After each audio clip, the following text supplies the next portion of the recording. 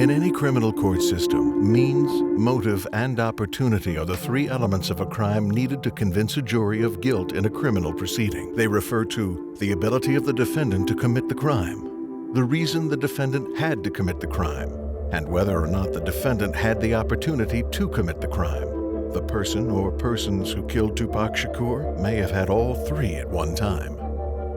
In the examination of the murder of Tupac Shakur, we remember the word of Occam, who claimed that the simplest explanation is likely the right one.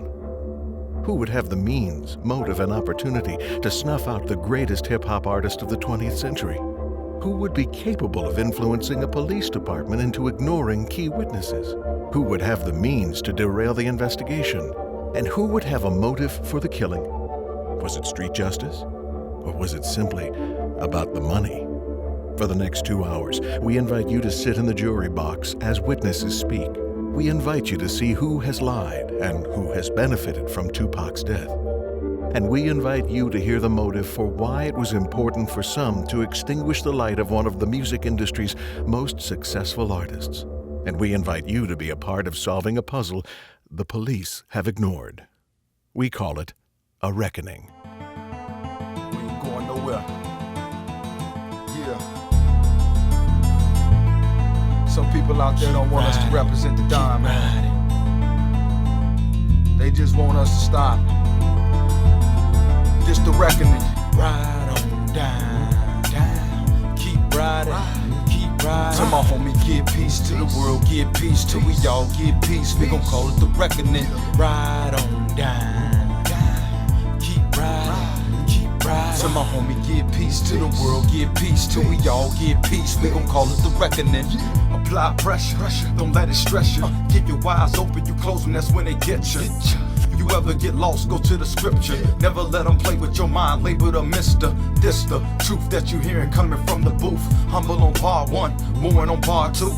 I hope that they peep it in plenty ways. We no longer speaking, the motive is AK. A million theories, but there is one truth. If it was you, tell me, what would you wanna do? The world's been waiting for explanations. Well, here it is now for those patiently waiting. Who could be next? How could we tell? Who could you trust? There's no one left, they all fail. I give you my word, this is the real deal. The closest people to Pac, about to seal the deal. Ride on down, keep riding, keep riding. Tell my homie, give peace to the world, give peace till we all give peace. We gon' call it the reckoning. It don't stop, it won't stop, it can't stop. Tell my homie, give peace to the world, give peace till we all give peace. We gon' call it the reckoning. Don't stop, it won't stop, it can't stop. Tell my homie, give peace to the world. In an interview done with allhiphop.com in August of 2008, Las Vegas Police Department Representatives Ramon Denby states, "We are ready to follow up on any information that comes our way, and that we will exhaust any new leads or information."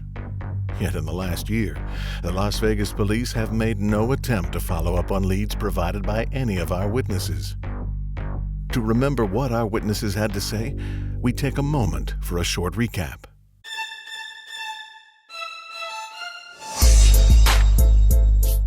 How amazing that Las Vegas themselves are not doing the same thing that the television shows are portraying, solving a murder case. I'm coming forward with the information because someone asked me. I believe it was a planned killing. It is somewhat perplexing as to why a conspiracy case was not presented to the grand jury. Just coincidentally, some gunman sticks his arm out of a white Cadillac and shoots the biggest rapper in America. Why didn't they shoot anybody else? I see this as a typical assassination. I need to talk to you and Kevin Hackey about some things that's going on with Pac in Death Row. It was a label that he was working on, and we was going to Outlaws, we was going to sign with that label, Machiavelli Records. And Suge has told us that no one is to take masters from the studio anymore. The radio came on with Snoop Dogg saying that he had no beef with New York. And Mr. Knight was very upset. They got to yelling at each other back and forth. They confronted each other basically to a face-to-face. I think Mr. Knight, with me not being there, he would have put his hands on him. He was that upset. And he didn't want it to go because he was like uneasy about going. He said he didn't want it to go.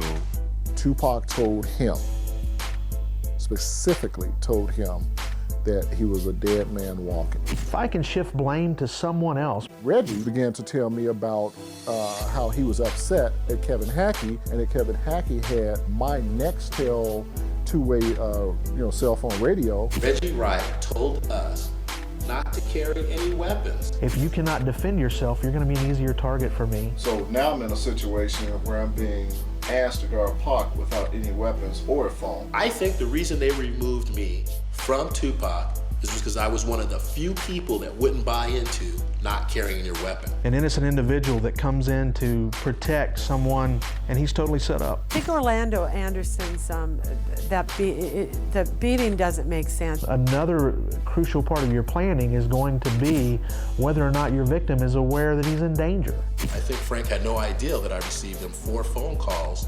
So I'm walking all over the MGM looking for him before I could even realize he isn't even in the building. That's the beginning of our downfall. Its intent is to block the middle car. And what I heard was, got him, got him. Reggie Wright used to work for Compton PD. Reggie is not honest. And he wasn't hearing it, and that was the end of that. So there was a lot that we never got done. So I was one of the few people that spoke up and said, wait a minute, we were instructed not to carry weapons.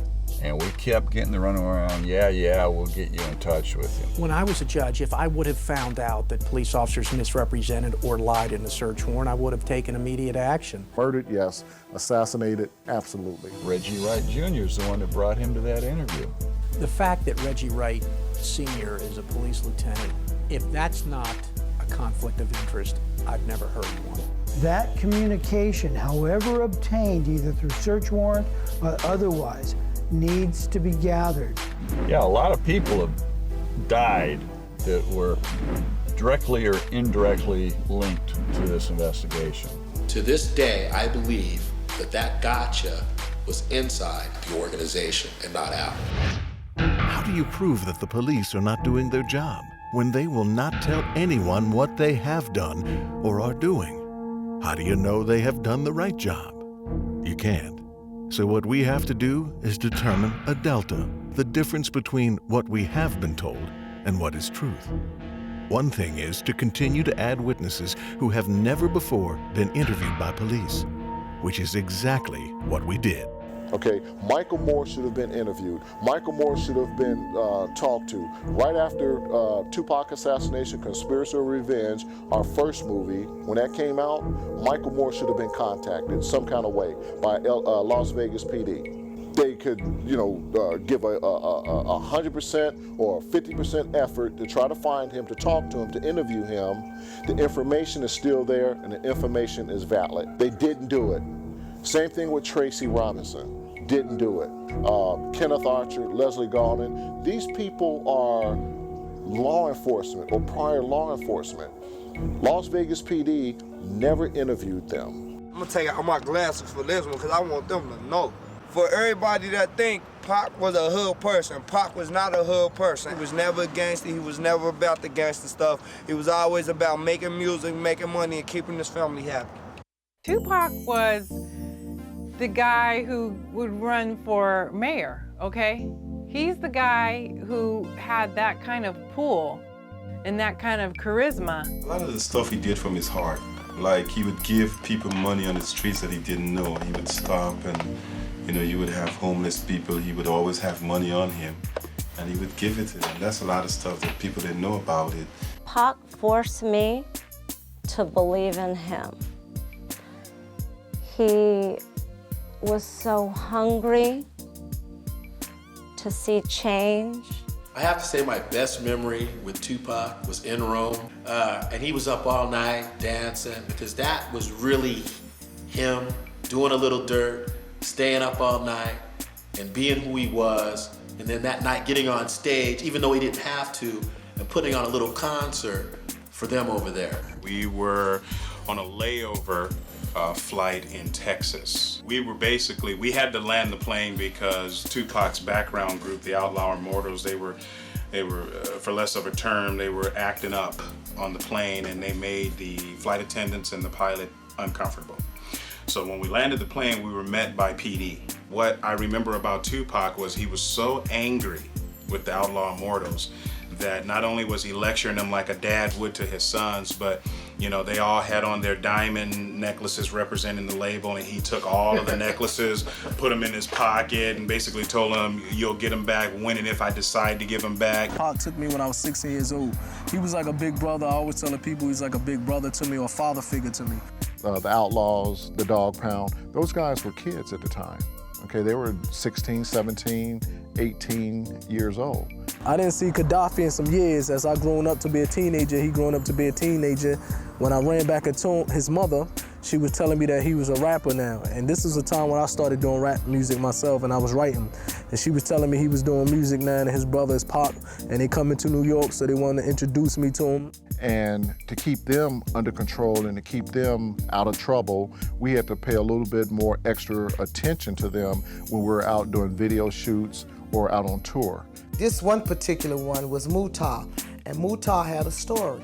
And Tupac had written a song, had an idea for a song. And when I met Pac, man, he was a good brother, you know what I mean? From the door, I seen good in a brother when he walked in the room. And he wanted them to talk about that, to write about that. And he wanted Mutar to write about that. Mutar kind of had gotten it, he could do it, look, express it. But for some reason, Qatari wasn't getting it. And the other one, Malcolm, wasn't really getting it because they didn't know the story, wasn't their story, So he got them writing, and they bullshitting, pretending they writing. And now he's pissed off when he see what they've done, nothing. So he sent them back up to my daughter's house in the Bronx. And go up there and don't y'all come back, you ain't getting no weed, you're not getting no water, you're not gonna eat unless you got it done. So I'm up there at my daughter's house and I'm watching them up all night, and they stop it.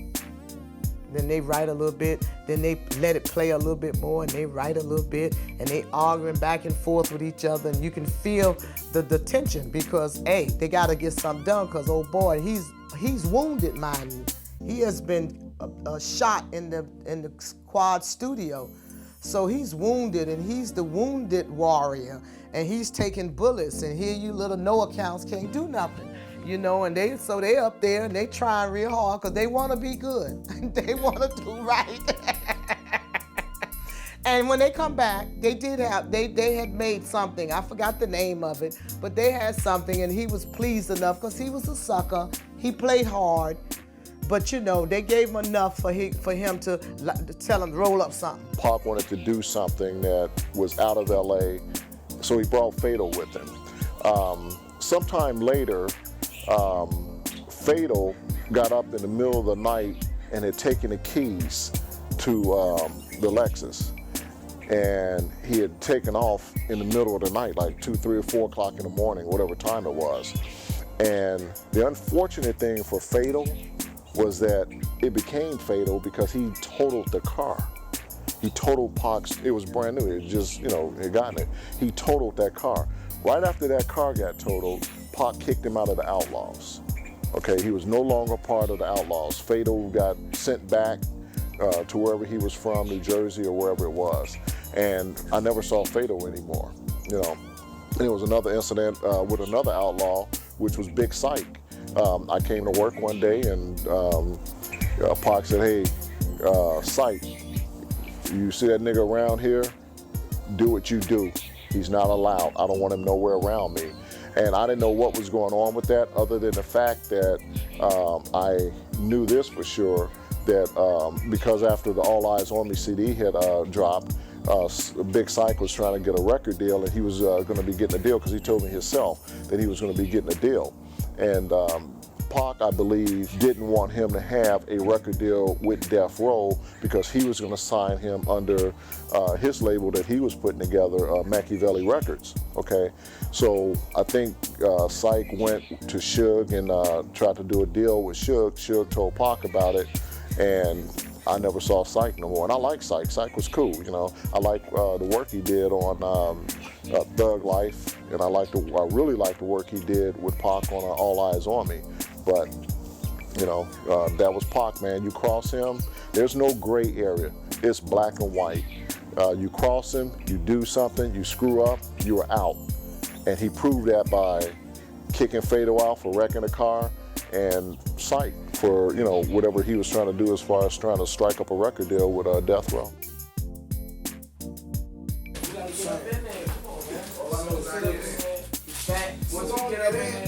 Fat motherfucker, I gotta shoot him in his belly. I got to hit your belly. That's right. Nobody get the belly, that's me. The belly is me. I want the belly. We gonna sell like for $1 million. Just don't shoot me. We gonna sell like for $1 million. Hold up, time out. Anybody see Tragic? I'm looking for Tragic. Tragic. We gonna find us some Tragic.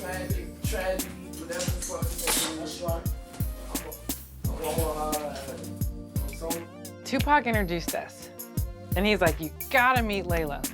You guys have to work together. When I met Pac, I stopped almost everything I was doing to see him find a way to a microphone, to a studio, to a community, to a larger community, to help him have that voice that has now given me a voice. Layla had contacts all over Frisco, the Bay Area. It didn't matter East Bay, North Bay, South Bay. She just had connections. We actually did the Mac Mall video, which is probably one of my most favorite videos, and this Rayla video where we had to have them be old men playing dominoes on the porch. Playing dominoes was the thing. That was like playing bones was the thing. I don't remember him being no good at bones, and so we used to go at it for hours.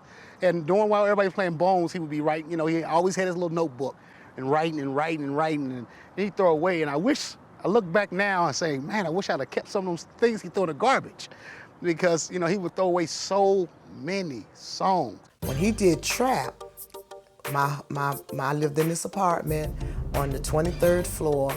And my husband had went out of town. I had a small TV, maybe a 21-inch. I took that TV, put it in the living room. House full of people, apartment full of people, standing around this little TV watching the premiere of Trap. My hallway was flooded with people. I had told everybody I could. It was just like a movie premiere, but it was a premiere of Trap. At the age of 17, he was one of the most startling individuals I've ever met. Had this place called the Top Ramen Shack. This was the most ghetto, fabulous little spot that you could possibly ever be in. We had all these cabinets with no food. You know what Top Ramen noodles are? That's why they called it the Top Ramen Shack. The Top Ramen Shack just basically had noodles. Everybody ate noodles. If you didn't have a bowl, you took your powder and put it in your bag and shook up the bag and just ate the noodles right there. Because they didn't want nobody had no food in the refrigerator. You know, maybe had maybe a couple 40s, Kool-Aid maybe. He couldn't stay hidden. How could he? You know what I mean? He was not that person. He spoke his mind to his credit and to his detriment. He spoke his mind. He said what he felt, you know, and sometimes those feelings were, and sometimes those feelings was, oh my Lord. But they were his feelings and they was true. He was, and still is,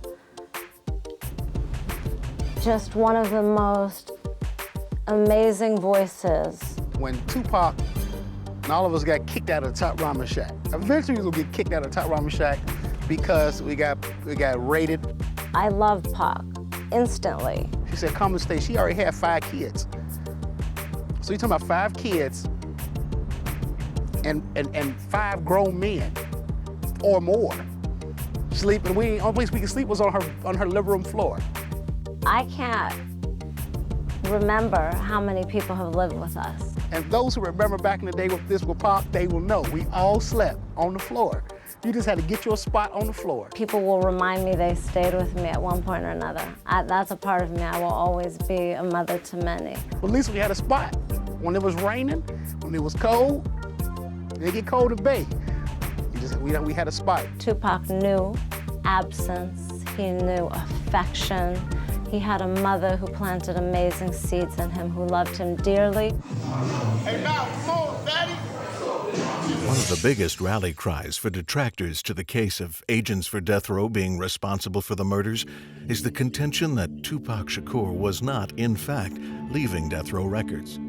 These detractors want the public to believe that there was no motive for the shooting and that Tupac was doing his business as usual with Suge Knight.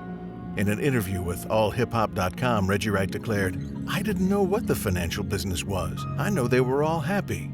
Wright goes on in this interview to state that Tupac was going to have Machiavelli Records and that Suge was paying for all of it. In fact, in an interview done with a student fan, author Kathy Scott comes out directly with the claim that Suge Knight personally financed Tupac's business interests. There is not one piece of evidence to back that claim. In fact, the evidence in the Shakur versus Death Row lawsuit appears to state the opposite. With millions of dollars not being paid to Shakur and an audit to be performed, why would Tupac agree to such an endeavor? And what's more, the balance sheets and the death row accounting would clearly indicate an equitable interest for Knight in the business of Shakur. Yet no mention is made by death row of any counterclaim for money advanced to Tupac to form any of his businesses. We chose to delve deeper into this seeming contradiction and attempt to verify with those closest to Tupac. Afeni Shakur, in her litigation against Knight in the Shakur versus Death Row lawsuit, summarized the events and their understanding of them. The lawsuit claims, at the time he was shot, having completed his contractual obligations to Death Row and suspecting that Knight and Kenner had defrauded him, Tupac had begun making preparations to leave Death Row and establish his own record company. He had, among other things, established a corporate structure to handle and manage his affairs and had retained counsel, other than Kenner, to negotiate a merchandising agreement. In fact, at the time Tupac died, that contract had been fully negotiated, reduced to writing, and was merely awaiting execution. Further, in an interview with New Yorker magazine, included in this FBI file on the killing of Shakur, attorney Benjamin Ogletree said, "From a legal standpoint, it was not so difficult.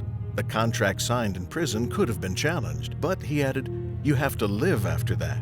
It was a question of how to walk away with your limbs attached and bodily functions operating." It's motive. I mean, come on. Pac is now in Dannemora. Everybody is visiting him back and forth, the guys. We want him out. Nothing is happening. We tried to get an appeal lawyer. We did have the appeal lawyer, Charles Ogletree, but that's time. And we hear that, I got a phone call that Death Row had went to visit Tupac and that I think he's signing with Suge. And then she called back and said he did sign with Suge. And to me, I was like quiet for a minute and then got scared and said, wow, do you know, I got it. I know he want to get out of jail. But now when he leaves, the question is how he's gonna leave. He's either gonna leave quietly, it's all gonna be good, Suge is gonna be cool with it. If Suge's not cool with it, it's gonna be a problem because he's going. He's gonna leave. It doesn't matter whether it's quietly or a problem.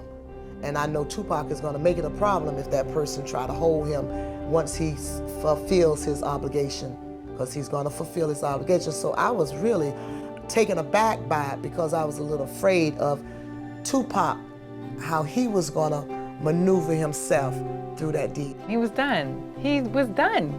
He was done. There were meetings with attorneys, Yaz and I, yeah, he was done. He was done.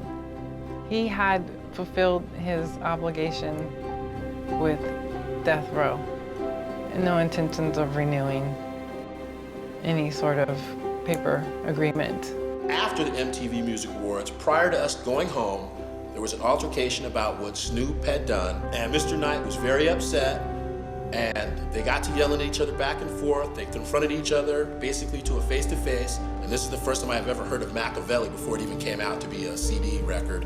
He's gonna give Suge all the rights to Machiavelli. He just wants his freedom, and he wants off Death Row. And what about the claim that Michael Moore was lying? On an interview Tupac Shakur had with MTV in New York, Tupac talks about an entity that was allegedly to be formed to recruit rappers from the New York area, just days before he was killed. This entity was Death Row East. There was no Death Row East at that time. It was all a figment of someone's imagination. In spite of lofty promises, no evidence suggests that Tupac had anything to do with Death Row East.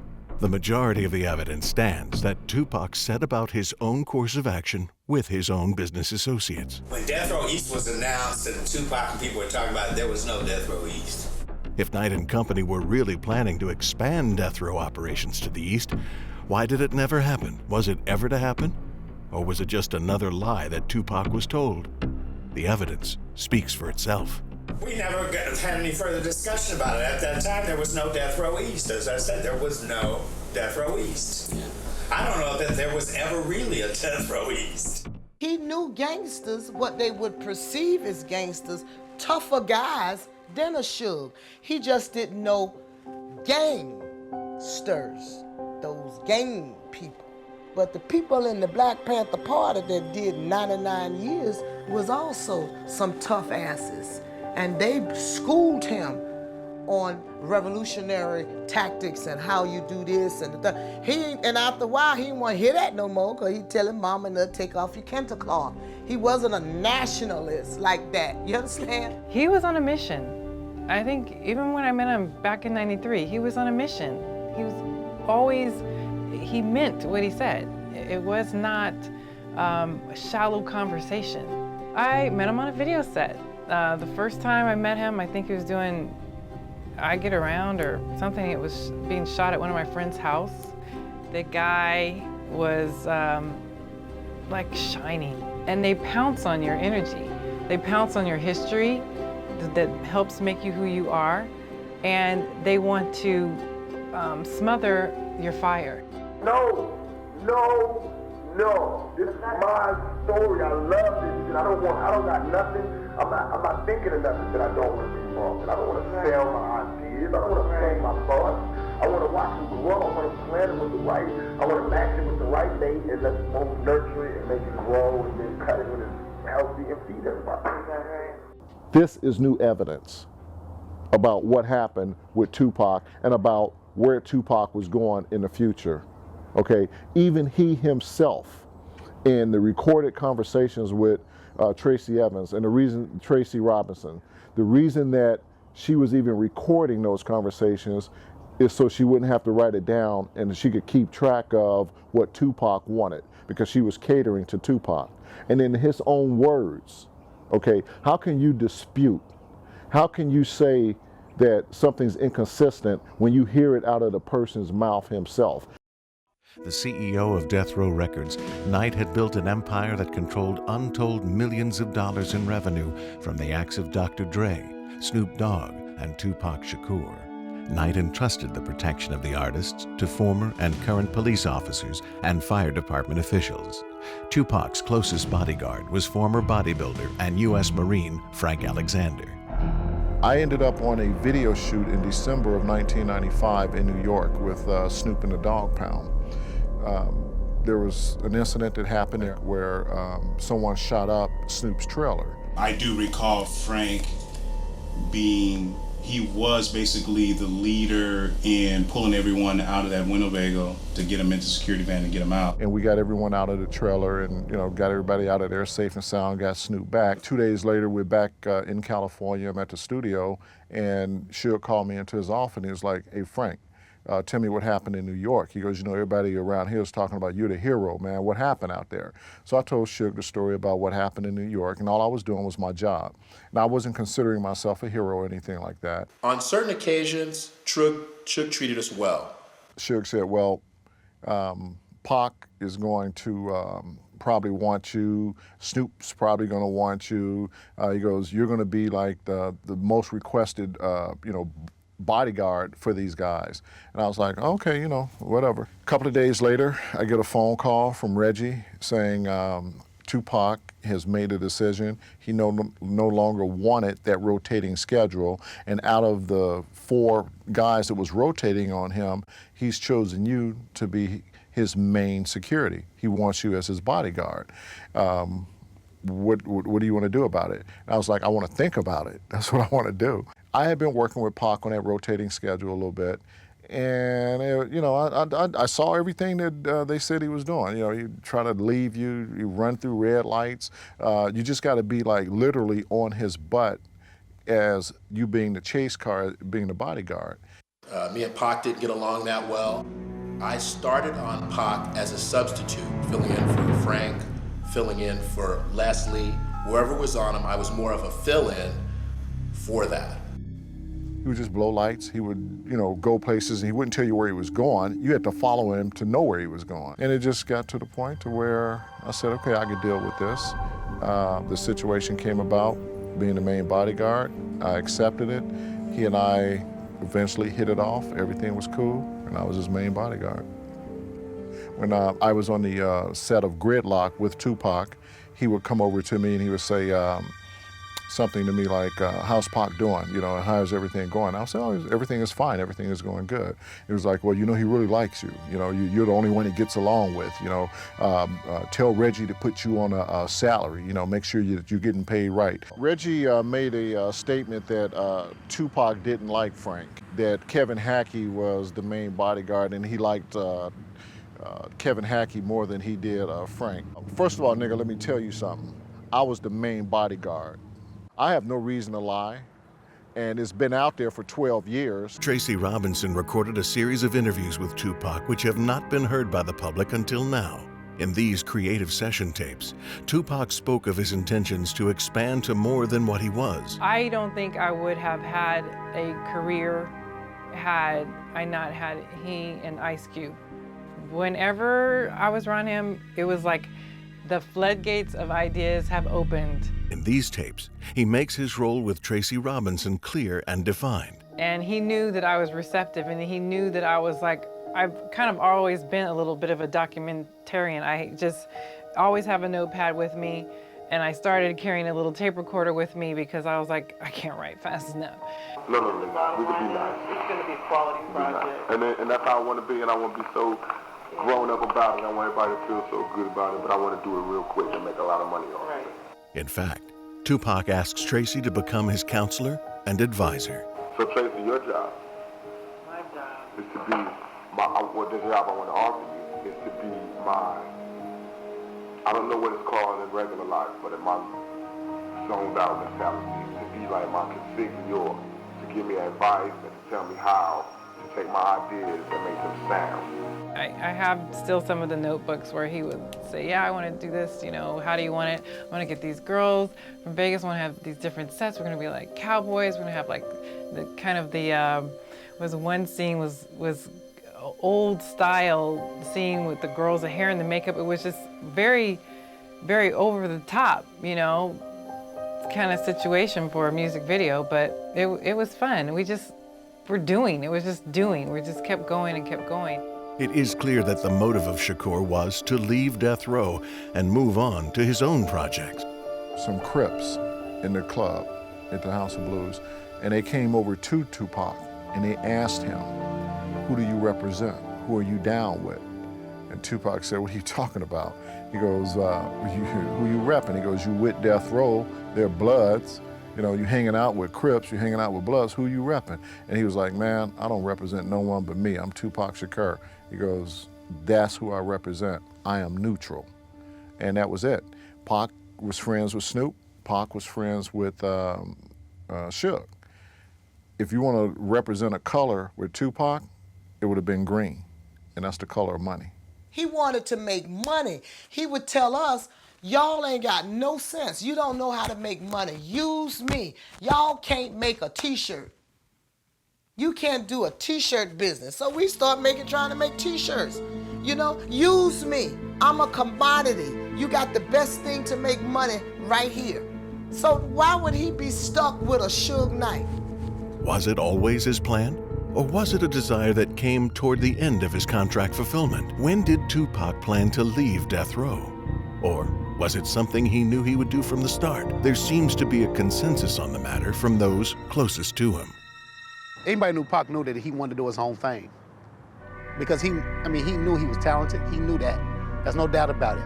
But he appreciated the opportunity to hook up with digital and all that stuff. When I was talking to these niggas, I was like, any movie I do, I want to be the executive producer. I want to produce the credit. Okay, I want to be like Jodie Foster. Okay, they told me a deal. They was like, this is what she did. Because I was telling them, I was like, no, I don't want y'all to pay me a bunch of money to stop doing movies and do it for y'all. I want you to pay me money to make movies. So I want to keep 24/7 like that, or not keep it, because now we got a hot name from beating up dudes on the set.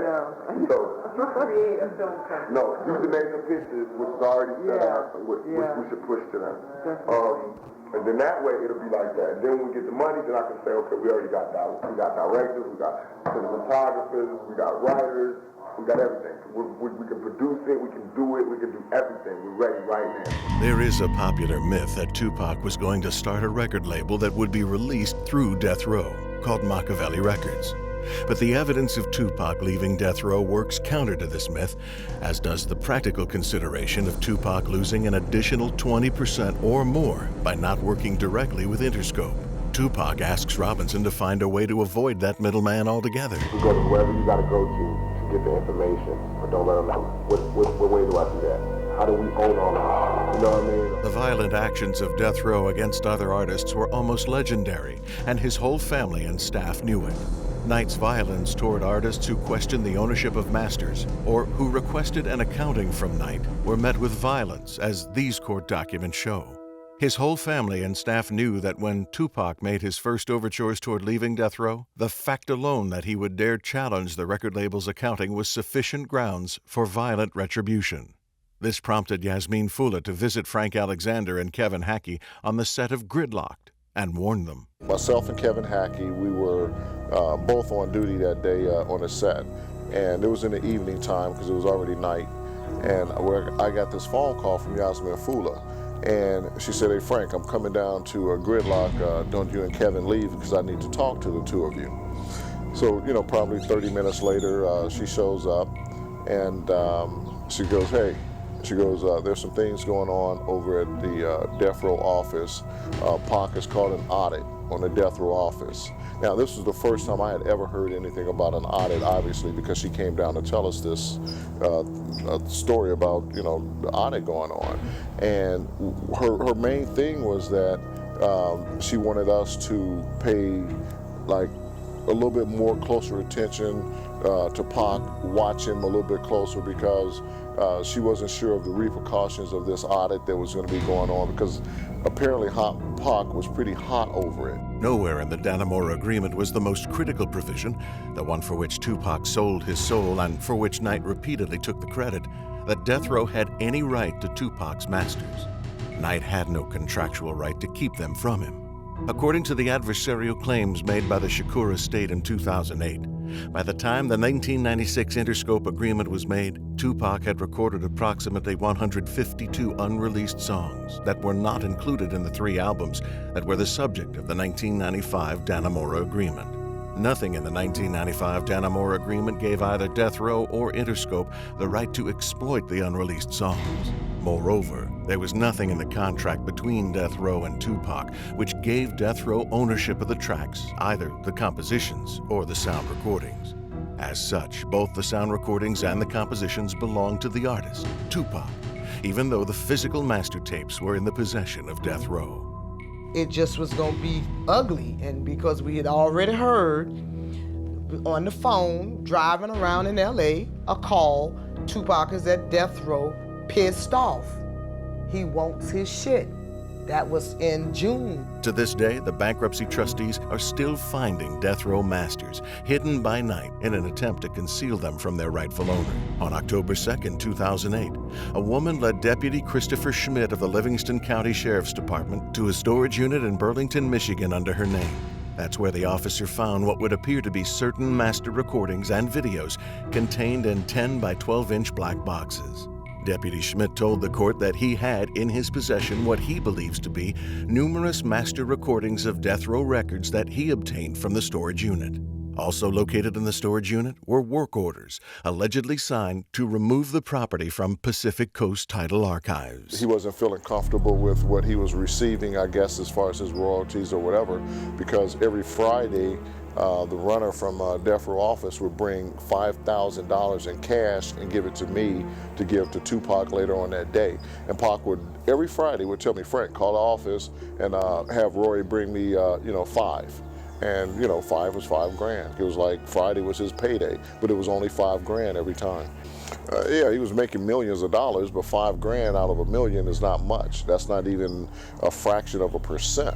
If he was there, it was confrontational if he was going to get whatever he was going to get. If he was asking for his masters or asking for the paper that he signed, because he did those 3 albums, it didn't take him long. So that's the completion of that obligation as I know it. And I tell you, he had movie scripts and he was truly interested in that. People were talking to him about it. He was bigger than Death Row.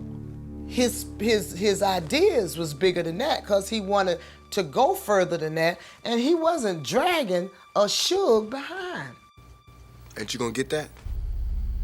There's no question that Tupac would have been a great actor. I don't see why he wouldn't have done roles like Denzel. He wasn't gonna be wedded to no Death Row. And you look at those pictures, that last photograph of him, the deer in the headlights photo, and he just looks sad. Tupac's death is more related to Death Row than it is any other theory that they came up with.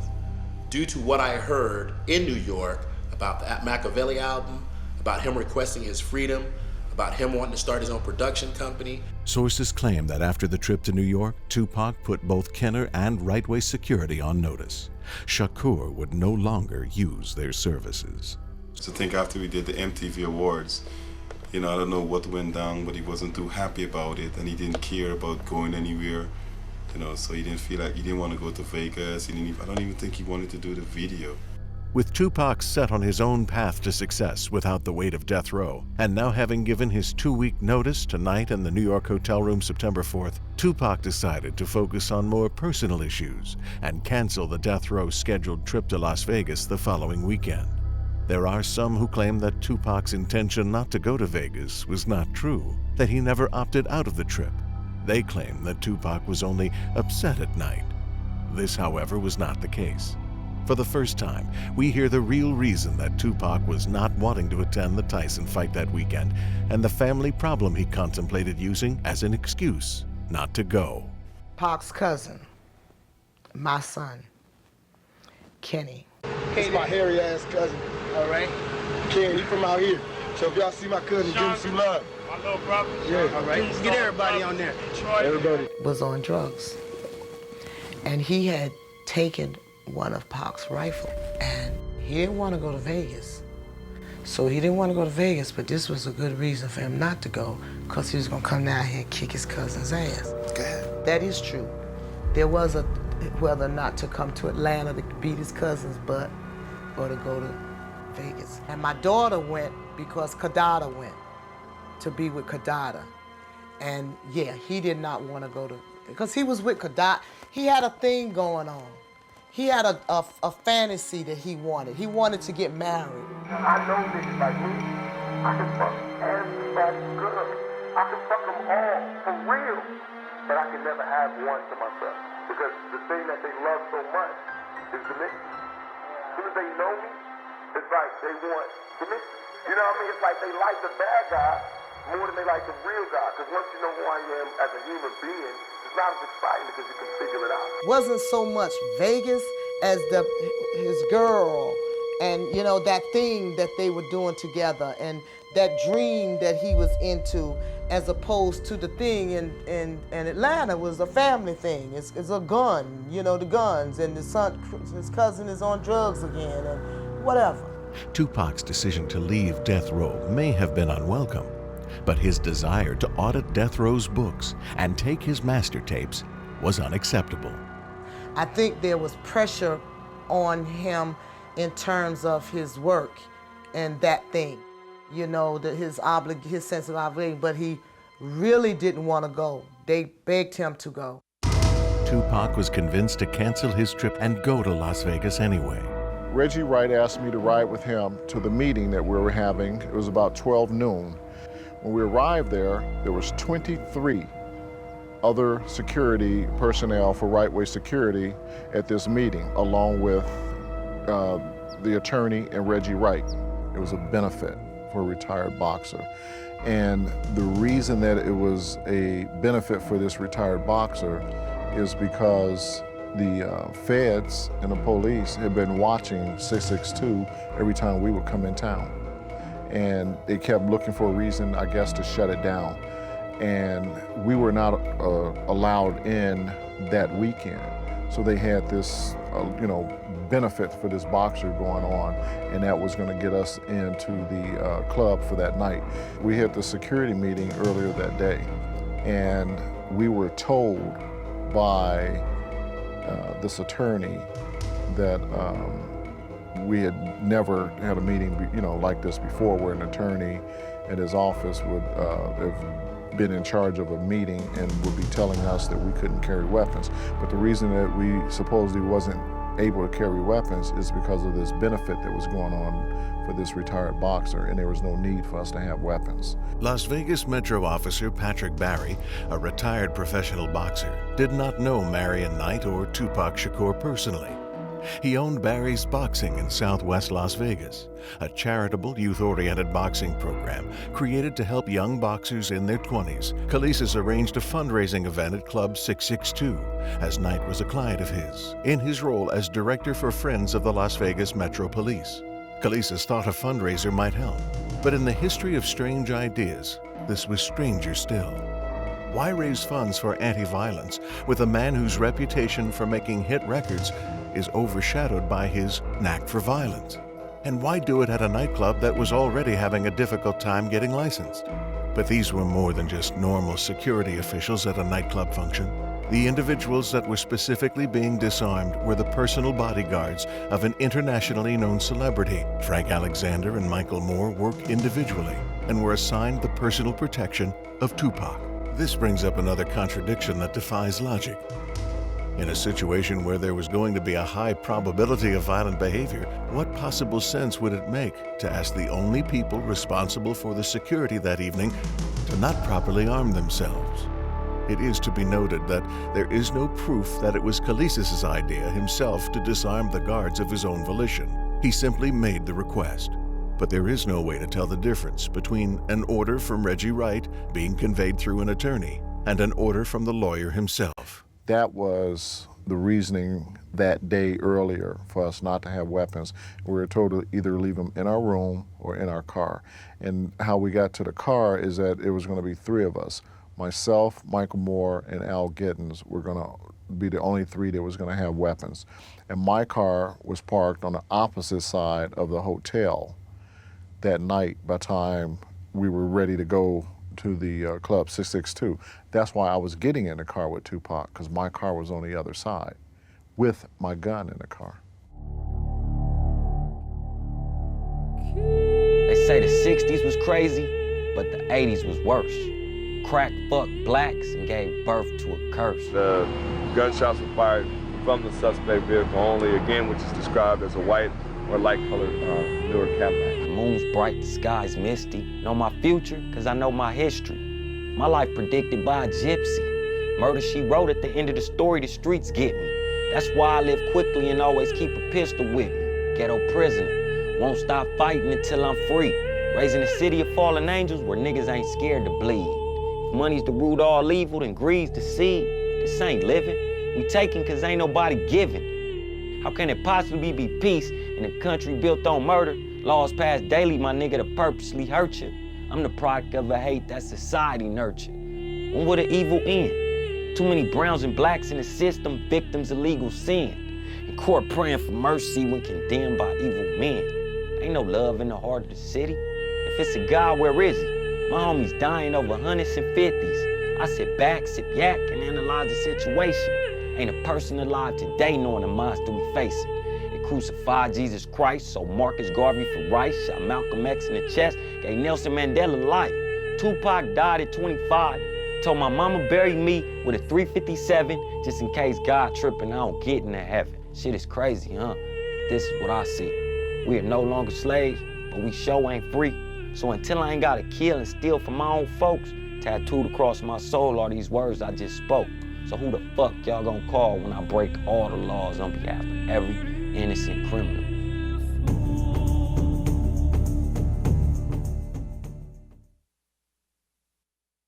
Pac was going to introduce, Mike was going to come out to one of Pac's songs. And so we was real excited about hearing it. So we trying to find a station. We keep turning. We don't hear any sports. Finally, we get the public radio station. And what we hear is rapper Tupac Shakur shot in Vegas. We were in the cab and we heard, you know, something happened. Tupac, something was like, you know, over the radio. Oh, those rappers, Tupac, something, you know, people have been shot. Now we're stunned, nervous. I am petrol because I'm driving. And my husband, we have to go another 2 miles before we see a gas station. It's like, oh no, I'm like, pull over, you know, I'm like calling Yaz. I'm like, is everything okay? And she calls, says no. So we pull off at a gas station and I call his office and Molly's sister answers the phone and tell us that, yep, he got shot and that he was in the hospital, but that it didn't look, he looked like he was gonna be okay, that he had gotten shot. I think they had to take out she didn't even say the lung then. We drove a little further, a couple of miles, nervous, stopped, call again, and that's when they told us they had to remove a lung, but that people could live with the lung and that one of his fingers had gotten shot off. But we still don't get the scope of it. Gangster rap star Tupac Shakur underwent a third operation last night to correct internal complications stemming from the drive-by shooting. Trying to keep me up, trying not to get into the emotion of it. And we finally get to Vegas and we get to the hospital. We get to the hospital, my daughter is there, Molly is there, and my sister is there. My sister come out and tell me that y'all can go in, you and Tom can go in. When we get out the car, my husband, all of that holding in, when he stepped out the car, he slumped out. It was like all of the weight now had fallen and he was now, you could see the crushness, like he had aged. We go into the hospital and they take us into his room. He's in a coma. He has the tube in his mouth. I look at him and I'm really afraid. And I start, you know, the old things that the women do. What have they done to you and all of this? My husband say to me, don't do that because he can hear you. I also remember seeing, you know, Suge roll by in the gurney with a little Band-Aid on his head, and I was like, what happened?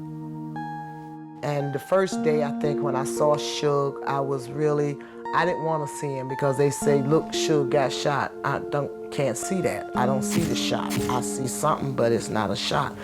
And Pac is in the isolation room, intensive care, and some of the death row people, the gangs really, were outside. I saw him laying there. I thought to myself,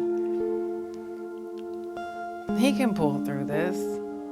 So the last day, the day before, I had went in to see him, and when I went in to see him that day with my niece, it was like I knew, but I didn't know. You know, I looked at him and it reminded me of my mom when she was in a coma. So I cried real hard that day. Tupac was loved by all of his colleagues, and he was loved by his security staff. And the next day we went, me and my sister went, then they called and said to come. And when we got there, they told her that his kidney was failing and they wanted to put him on dialysis before. It wasn't there yet, but they wanted to put him on dialysis. Okay. Then they come back and say that every time they tried to hook him up, his heart would fail. And my sister was not really hearing him. And they said it, kept saying it, and she said, what did you say? And he said, we did it, and we had to resuscitate him 3 times. And when she heard that, she said, don't do that. Don't do my son like that. Leave him alone, let him go. When he died, you know, she called me on the phone, you know, and the guys who worked in my office, they brought me like a little blunt and some Cristal and Alizé. I never ever knew what Cristal or Alizé was before I met him. Have you ever played the what if game? What if I could have done this? What if I could have done that? What if I would have had my gun? What I would have done? I have put myself in this position in my mind many times to say, what if I would have had my gun, what I would have done. And I've put myself in my mind imagining jumping out of the car and taking a firing position and firing back into that Cadillac, disabling the Cadillac to where it wouldn't have been able to have gotten away, and I would have shot back and hit one of the assailants that shot Tupac. Whatever would have happened. The what-if game. I've played that game for 12 years. My closest friends did me in. My closest friends, my homies, people who I done took care of their whole family, turned on me. The atmosphere at Death Row after the murders was unusual. I didn't get any negative vibes from Suge regarding security. I did get some negative vibes from some of Suge's people regarding Frank. And there was a particular instance where I had a conversation with Suge in front of the studio one night. It was just he and myself, no one else was around. I told him, I said, you know, Suge, I said, the animosity and the different things that I'm hearing regarding Frank, I said, you should take control of that because that's not right. I believe it to be unusual. In my opinion on why it was unusual was because I sensed that they blamed security for him disappearing. Saying what's real, how that go when you're in a group and you're in an organization and they your boss and you get paid, they pay you. Prior to going into the meeting with Suge and all the artists from Death Row, Reggie met with us out front in his own meeting and instructed us to say certain things. But when I got in the meeting, I seen how the meeting was going and I spoke up on what should have been said. And I informed them, because Frank's name came up, that Frank had done some things wrong while he was covering Tupac. And I quickly corrected everyone at the meeting and told them certain things. The artists were unaware that we were told not to have any weapons. Therefore, Frank couldn't have done anything different. And unfortunately, we didn't do that. He wasn't gonna throw himself in front of the bullets, so he did the right thing. We examined the wisdom in the decision to go to Knight's home and the route they took after they left the house. Knight and Shakur had committed a felony battery on Orlando Anderson. If the cadre who beat Anderson caught on tape and ran off, leaving the victim there at the scene of the crime, one would think the last place the suspect would flee to would be the place listed on your driver's records. This would be where the police are bound to look for him first. Yet, that's where Knight goes immediately after. If Knight had enough confidence to go to his Vegas home, the first place police would go to look to arrest him, it may be that he knew Orlando Anderson wouldn't press charges. Or he knew that even if Anderson did press charges, that there was no way the police would come arrest him, because they were paid off. Either way, they end up at Knight's home. To be fair, we examine the random shooting theory for a moment. The entourage had plenty of opportunity to access the club in a more expedient route. Yet, they took the most difficult route possible. Was it because they wanted to be noticed? It would seem just as likely that the most direct, publicly known route was 2 straight lines, up Las Vegas Boulevard and down Flamingo. It is less confusing, and one would not want a shooter to get lost going to or going away from the shooting. There is more blind faith in believing a 1.25% chance that someone randomly drove by than that an orchestrated effort took place. Anyone expecting to know the entourage route would have had to follow them to Knight's home, if there was no communication with the shooter. If there was communication, then the only problem is that it's no longer random or unplanned. Knight lent his organization to a partner that would be trustworthy and loyal to him, and at the same time have the means, contacts, and resources to enforce the rules of the organization. And in an organization with the name Death Row, the rules were upheld with violence and threats of violence. In 1996, in fear for his life, Alexander agreed to a series of wiretaps. In these wiretaps, Alexander learns that lack of allegiance to Death Row means death. He said it right out of his mouth, and his girlfriend confirmed it. Who, Reggie? Yeah. What did he say? Say what you did. He said they want me dead. She said that they said you told a lot of stuff. These original recordings paint a different picture than the public image of Knight. She said that the people at DRR want you dead. I think I spent 1.5 years with Death Row after that, and then I walked. I just heard that they want me dead. Okay. So I wasn't going to say this, but I think I better. Okay, that's affirmative. That's true. I went to the prison, talked to him, and let him know I was leaving. Because they were telling me that if it didn't go, if whatever you said wasn't positive, they were going to fix you. If Suge don't get out, boy, you're going to be in deep trouble, Frank. Who? You. I had some loyalty to Death Row, and I still do. I just think that it was the thing to do. Talk to Mr. Knight, let him know that I was leaving, so that I can be clear of Death Row. Everything that Suge does, Reggie knows. Because I tell you right now, anything goes down with Suge, you know who's going to run this company? Reggie. Wrong. What do you mean, Death Row?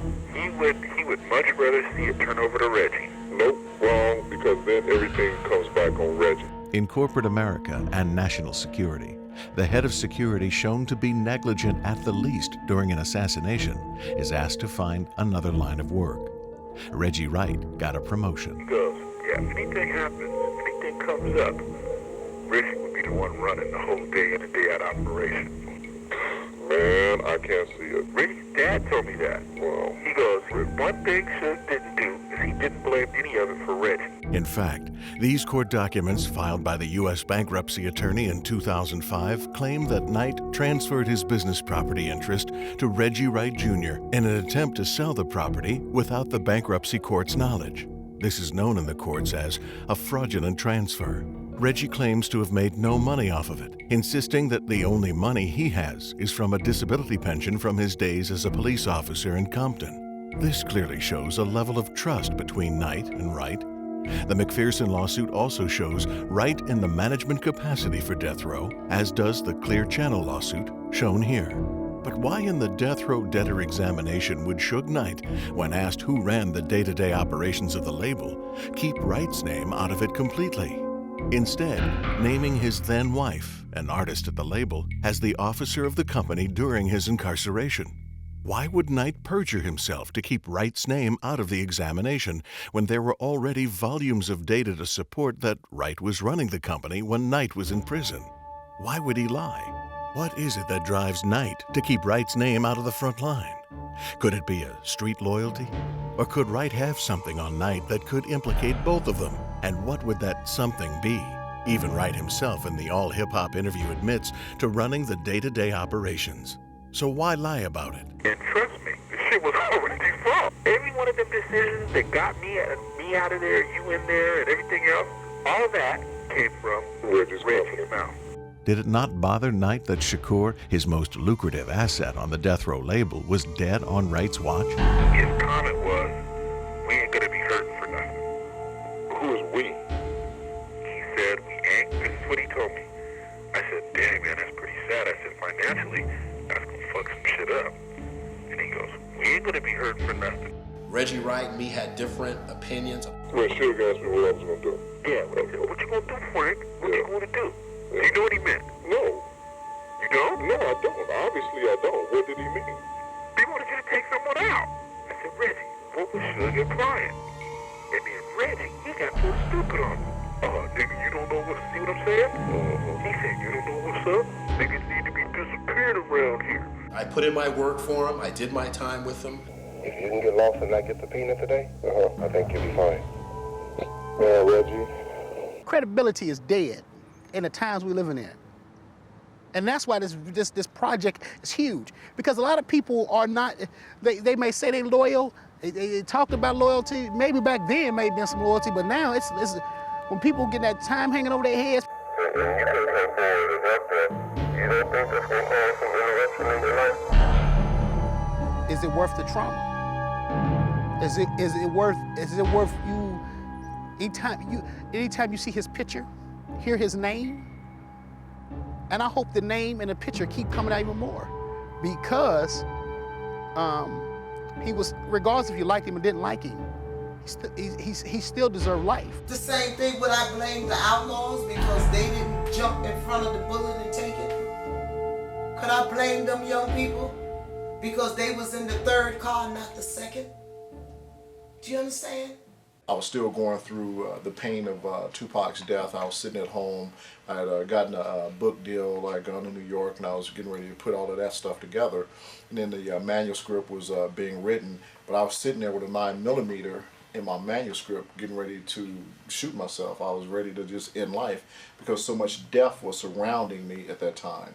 So I was like basically like ready to give up. And I looked down up under my cocktail table, and it was a glass top, and there was a book down there that a friend of mine had given me and said, "The Life You Were Born to Live." And I looked at that book right at the same time I was thinking of contemplating suicide. I looked at that book and I picked it up and I was like, the life I was born to live. Life I was born to live. All this money that we make in the streets, we should bring it back and turn it back into the community. I came in and out when Tracy was working with Pac on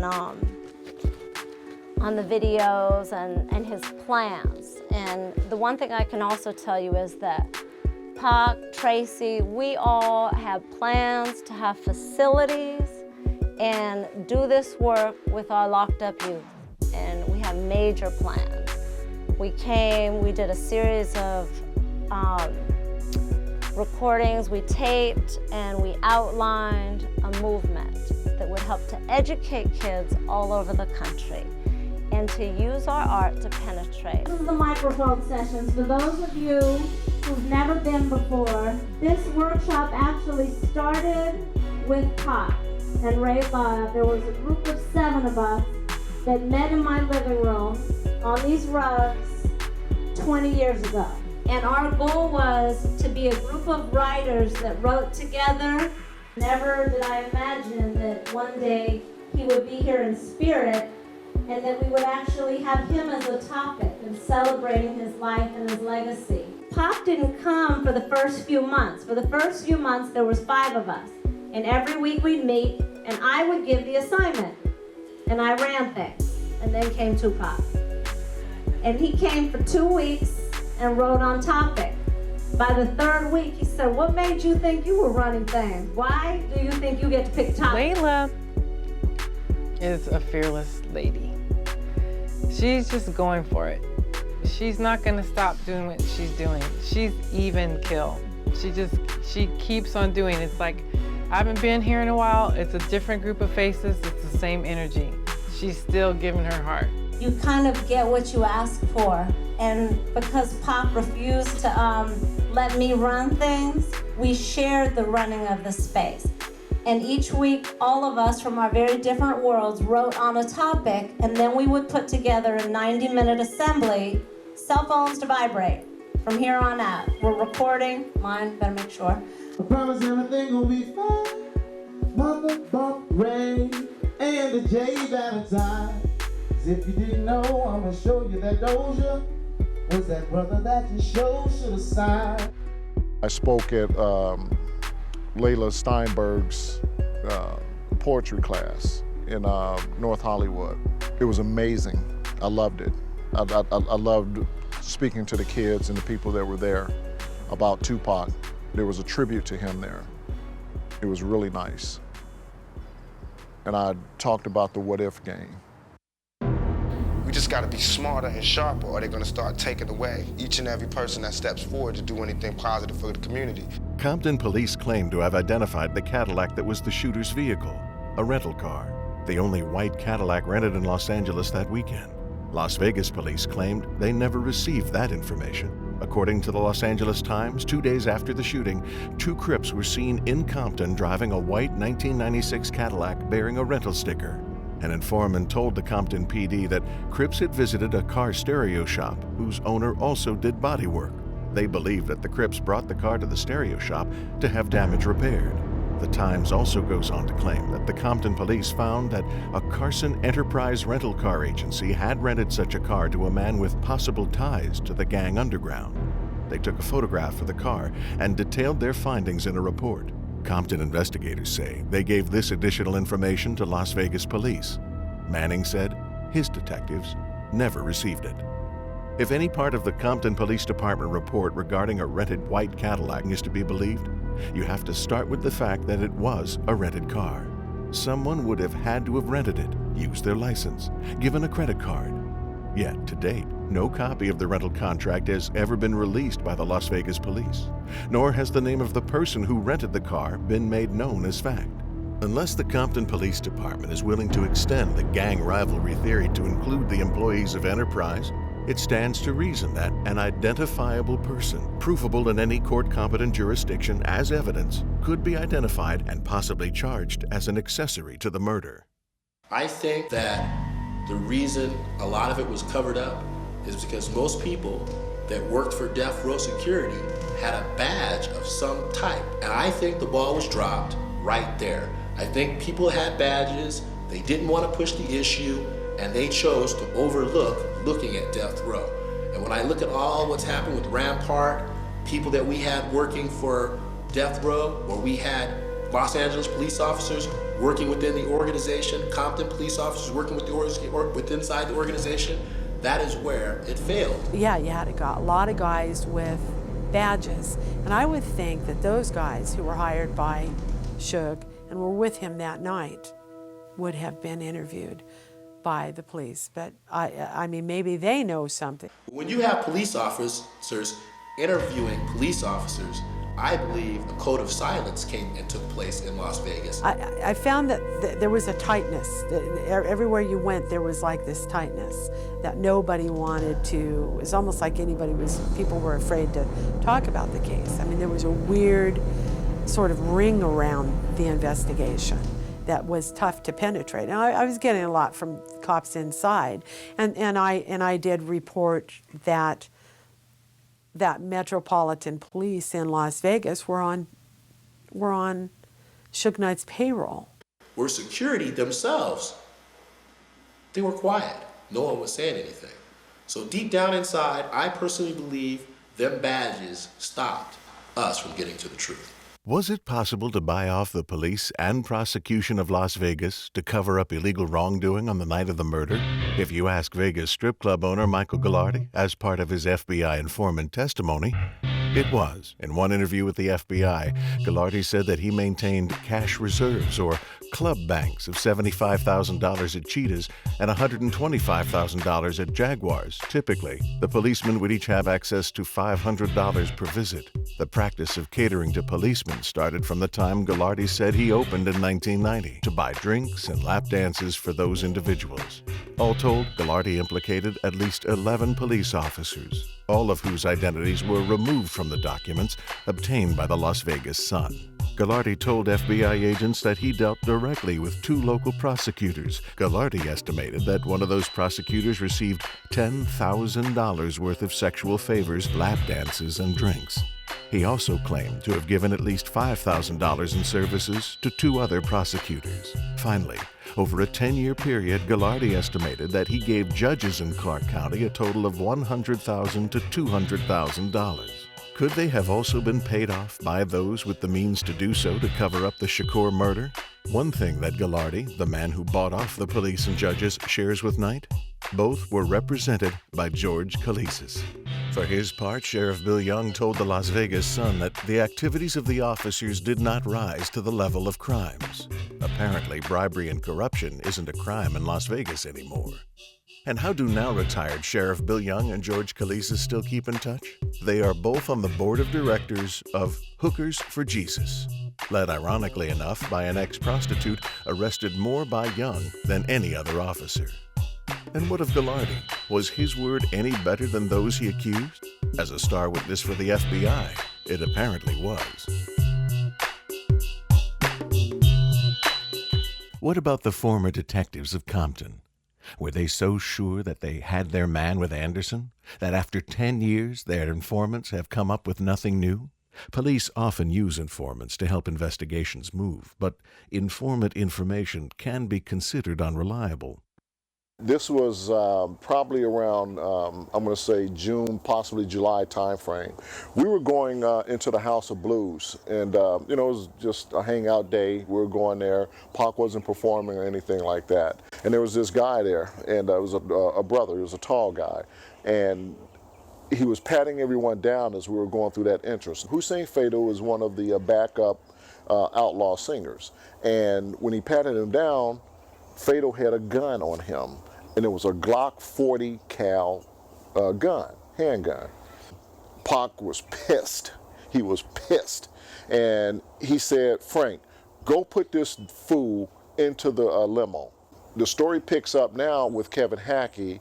Kevin Hackey has said this in the Fox interview that he and I did in December of 2007, that that incident that happened at the House of Blues with that gun was that Reggie had him go over to Santa Monica PD, pick the gun up, and take the gun back to Reggie. About 2 weeks after that, I was contacted by Reggie to go over to Santa Monica Police Department to pick up this firearm. He stated once I gave him that firearm, he gave it back to his daddy, who at the time was a lieutenant with Compton Police over the gang division. He said his daddy booked that firearm in the property. Kevin picking up, taking it to Reggie, Reggie giving it to his father. Paper trail ends there. Or the story with the gun ends there. Other than the fact that when Compton PD did a raid after Tupac's death in Compton, they found a 40 cal Glock in a bag. Okay, that belonged to Orlando Anderson, I believe. Chuck Phillips wrote a controversial story published by The Times on September 6, 2002. Chuck Phillips came along because he was an award-winning writer. He had some credibility. In a piece titled, Who Killed Tupac Shakur? And based on unnamed gangland sources, Phillips wrote that Shakur was killed in Las Vegas on September 7, 1996, by members of a Compton gang called the Southside Crips. According to Phillips' story, the triggerman in Tupac's killing was an LA Crip named Orlando Anderson, who was later killed in an unrelated matter. The first time he wrote it, it sounded really weird. But there was, because of his credibility and because of who he wrote with, you thought about it, but it didn't make real sense because you gotta know it was bigger. And then one of my sons said to me, Chuck Phillips is on Suge's payroll. Oh, okay, then that's the end of that. Biggie Smalls in town, because Biggie Smalls was in a New York studio cutting a record that night. Mutulu Shakur, in an open letter to Biggie Smalls' family, stated, as a matter of fact, Afeni and I have never supported a Crip versus Blood feud. Now when he comes back and he writes, because he called us to tell us he was going to write it. Now he's back on, see, because what he did there is what he did then, is he took a little bit of some truth and he put other stuff in it. Because in '94, when Pac got shot, Biggie came to the hospital. Biggie stayed at the hospital that night. That was supposed to be a book deal for him. He's coming out with this article, and that was going to get him a book deal. He already had a book publisher interested, and it never happened because Biggie Smalls' mother immediately cried foul. Biggie retrieved one of the weapons to give to the cousin, whatever, that was left there. Biggie was there that night as shocked as anybody else in terms of what you're looking at.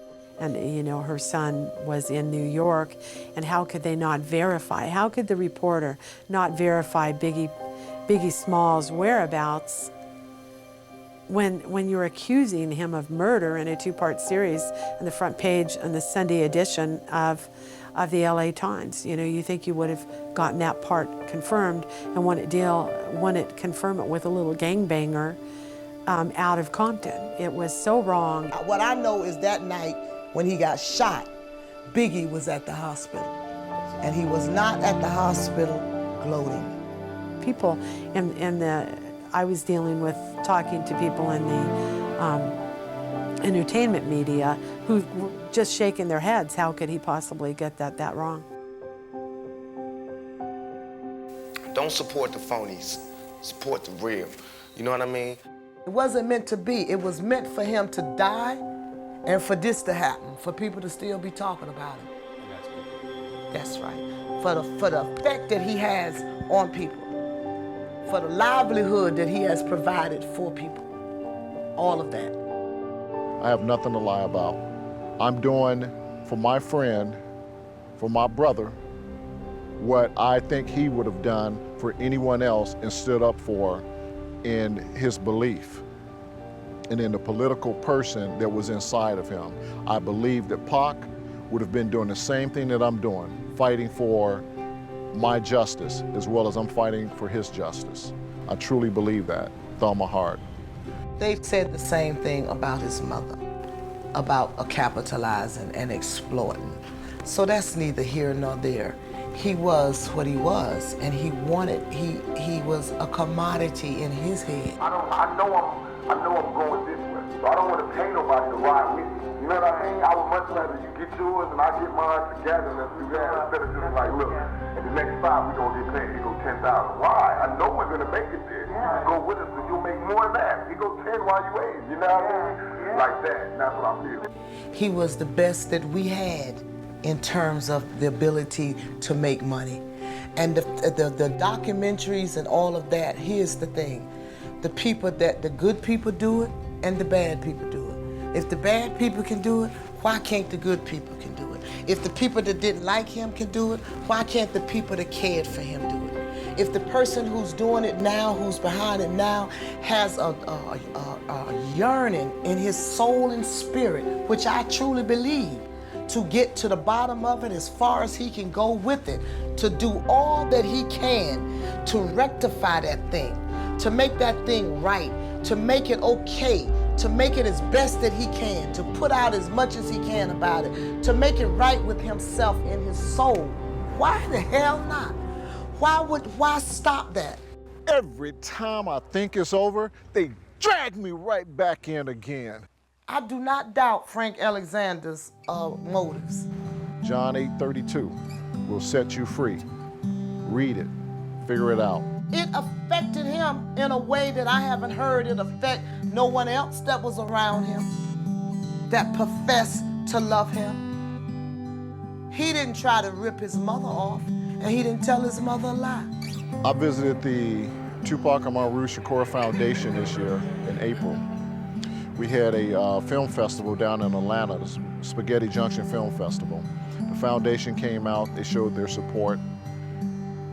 They're behind our project and what we're doing. If he makes money, he's gonna make some contribution. If he don't, he would have done all that he felt he could to get to the bottom of it. We can't do it. When I went to the foundation with my own eyes and my own body, I got to walk those grounds. I got to walk through the Peace Garden, and it was amazing. It was comfort. I felt the peace in the Peace Garden. I felt that Pac's spirit was amongst the grounds of those 6 acres down there. Pac would have said, y'all punks for not doing it. You're a punk, Frank. You was there for not doing it. Why wouldn't Frank think that? What his bond was Pac was his bond. What he felt from Pac, how can I say he didn't feel it? He hasn't shown anything to the contrary. I don't know anything different from Pac, however that length that was. Frank came to his mother, asked permission every time. I got your back, got that, saw it, could I do it, that, read it, whatever. She never said I don't like what he's done. Let's bring the Department of Justice in, reopen this case that I assume is closed. Let's bring justice for Tupac Shakur. I believe he's resting in peace in heaven, but on this earth, I bet you he's turning in his grave. And everything is there. If you got a brain, just read everything over. In order to get a grand jury indictment in any jurisdiction in this country, what you need is probable cause. You do not have to prove the case beyond a reasonable doubt. That's the standard for trial. Can circumstantial evidence be used in a murder case? The trial of Scott Peterson for the murders of his wife Lacey and their unborn child Connor is a classic example of a prosecution based almost solely on circumstantial evidence rather than direct evidence. In some cases, there can be some evidence that cannot be proven directly, such as with an eyewitness. In these cases, the prosecution will attempt to provide evidence of the circumstances from which the jury can logically deduct or reasonably infer the fact that cannot be proven directly. The prosecutor believes the fact can be proven by the evidence of the circumstances or circumstantial evidence. There is little more we know about the truth behind the murders as of now. And speaking of truth, why believe anything Knight would say? It is clear that Knight has not been honest under oath and has, in fact, stated that he would not cooperate with police in solving the murder. Is that why death row never placed a reward for information leading to the arrest of the killers? In his bankruptcy, Knight has taken dozens of opportunities to abscond money from the estate, hide master tapes, and transfer millions of dollars and property in an attempt to defraud creditors. The Committee for the Unsecured Creditors of Knight and Death Row are only now beginning to sift through the number of people that worked with Knight to conceal assets. And to his part, Wright has conspired with Knight on other activities that violate laws of the state. Take, for example, Knight's claim in his bankruptcy examination that he did no business while he was in prison. Why then would the McPherson attorneys mention taking trips to the prison with Wright, where Knight was housed, for the express purpose of discussing the operations of Death Row? And while Reggie has claimed to receive no direct benefit from it, Knight transferred all of his interests in his Wilshire property address to Wright. Why would he do such a thing? Rightway security guard Kevin Hackey stated in a pretrial deposition, Chuck Phillips was frequently at Death Row functions and received payments from Death Row records. Hackey backed off this statement at trial, but he also tried to back away from everything he had told investigators, stating convincingly, "I'm in fear for my life." Asked what he feared, Hackey stated, retribution by the Bloods, the Los Angeles Police Department, and associates of Death Row Records. What does it take when it's in black and white and the evidence is there, the documentation is there? What more? I can't even stress it enough. What more is it that you need or that you want? Why are you jumping on the dark side when in the light, the truth is right there and all you have to do is open your eyes and see it? I don't get it. I just don't get that. I still today miss him. I'll mourn him till I join him, you know. And that's just it. You know, that's all I have to say on that.